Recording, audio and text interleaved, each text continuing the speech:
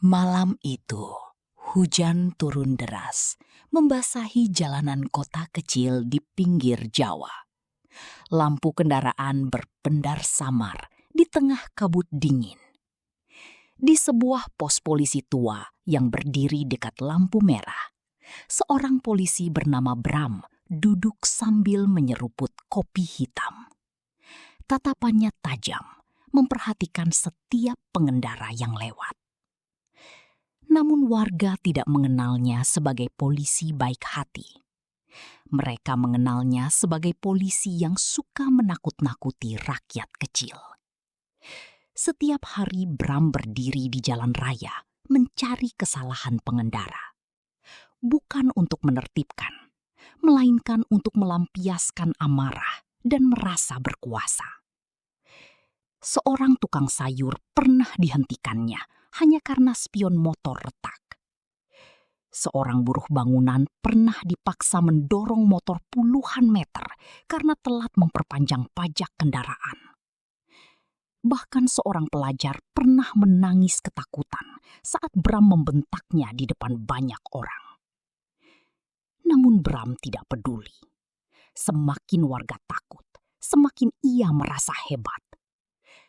Kalau nggak takut polisi, negara ini hancur, katanya sambil tertawa sinis. Di rumahnya, Bram hidup mewah. Ia sering memamerkan uang hasil pungutan liar kepada teman-temannya. Ia membeli barang mahal, sementara istrinya mulai gelisah melihat perubahan sikap suaminya. "Mas, jangan terlalu keras sama orang," kata istrinya suatu malam. Namun Bram malah marah. "Kamu gak ngerti, aku ini polisi, semua orang harus tunduk." Sejak saat itu rumah mereka sering dipenuhi pertengkaran. Suatu siang yang panas, Bram bersama beberapa rekannya menggelar razia di jalan kampung menuju pasar. Banyak warga ketakutan ketika melihatnya datang. Di tengah antrean kendaraan, terlihat seorang pria tua berjubah putih mengendarai motor tua yang penuh debu. Wajahnya tenang dan teduh. Ia adalah Habib Umar, seorang ulama sederhana yang dihormati warga sekitar karena sering membantu orang miskin dan mengurus anak yatim. Motor tua itu berhenti perlahan di depan Bram. "Surat-surat!" bentak Bram kasar. Habib Umar menyerahkan dokumen dengan tenang. Bram memeriksa, lalu mengernyit. Lampu depan motor itu ternyata redup. "Motor beginian masih dipakai? Mau bikin celaka orang?" hardiknya. "Maaf Pak Polisi," jawab Habib Umar lembut. "Saya sedang buru-buru menuju rumah warga yang sakit." Namun Bram tidak mau mendengar. Ia menarik paksa kunci motor hingga pria tua itu hampir kehilangan keseimbangan. Warga sekitar mulai memperhatikan. "Pak, jangan kasar begitu," bisik seorang ibu penjual sayur. Tetapi Bram malah semakin emosi karena merasa dipermalukan. "Diam kalian!" teriaknya. Dengan kasar ia mendorong motor Habib Umar sampai terjatuh ke jalan berlumpur. Suasana mendadak hening. Beberapa warga membantu mengangkat motor itu. Habib Umar hanya mengusap lumpur di jubahnya tanpa marah sedikit pun. Ia menatap Bram lama sekali. Tatapan yang membuat Bram tidak tiba merasa aneh. "Jabatan adalah amanah," ucap Habib Umar perlahan. "Kalau digunakan untuk menyakiti rakyat kecil, suatu hari akan menjadi penyesalan." Namun Bram malah tertawa mengejek.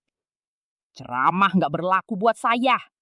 Habib Umar pergi meninggalkan lokasi dengan berjalan kaki sambil menuntun motornya.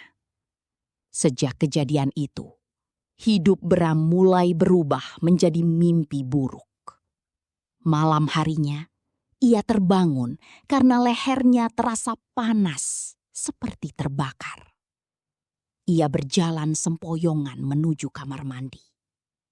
Saat bercermin, prak! Cermin pecah jatuh dari tangannya. Kulit di lehernya tampak bersisik hitam kehijauan. Matanya memerah, dan lidahnya bergerak aneh seperti ular. Bram mundur ketakutan.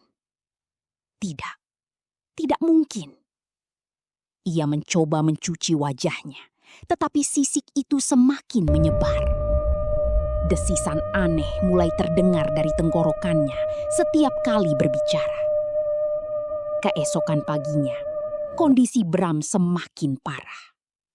Warga yang melihatnya mulai ketakutan. Anak-anak menangis saat melihat wajah Bram berubah menyeramkan. Kulitnya mengelupas. Matanya semakin tajam seperti reptil.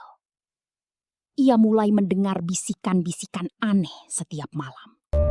Suara tangisan orang-orang yang pernah ia sakiti. Kenapa kami diperlakukan seperti penjahat? Kenapa motor saya dirampas? Tolong, saya hanya mencari nafkah. Suara-suara itu membuat Bram kehilangan tidur. Ia mulai stres dan ketakutan sendiri. Teman-teman polisi yang dulu sering tertawa bersamanya kini menjauh. Atasannya pun murka setelah banyak warga melaporkan perilakunya selama ini. Karir Bram hancur dalam hitungan hari. Suatu malam, hujan besar kembali turun. Dalam keadaan putus asa, Bram melihat bayangan wajahnya sendiri di genangan air. Kini, wajah itu hampir sepenuhnya menyerupai ular. Ia menjerit histeris. "Ampun, ampun!" Untuk pertama kalinya dalam hidupnya, Bram merasa benar-benar takut.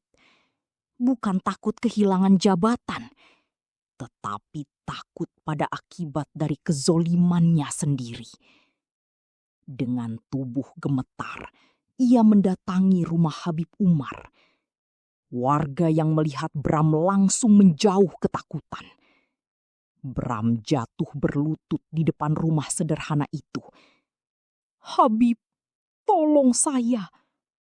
Air matanya bercampur hujan. "Saya salah. Saya terlalu sombong." Habib Umar keluar perlahan dari rumahnya. Ia menatap Bram dengan tenang. "Apakah kamu benar-benar menyesal?" Bram menangis sejadi-jadinya. "Saya menyakiti banyak orang. Saya lupa kalau polisi seharusnya melindungi rakyat." Habib Umar menghela napas panjang. Kesombongan adalah racun paling berbahaya. Ketika manusia merasa paling berkuasa, saat itulah ia mulai kehilangan hatinya. Bram bersujud sambil menangis di hadapan warga yang dulu pernah ia bentak. Hari demi hari ia mulai berubah. Ia meminta maaf kepada para pedagang kecil, tukang sayur, buruh, dan semua orang yang pernah ia perlakukan kasar. Perlahan, sisik di wajahnya mulai menghilang.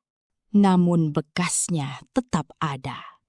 Sebagai pengingat bahwa kekuasaan bukan untuk menindas, melainkan untuk melindungi.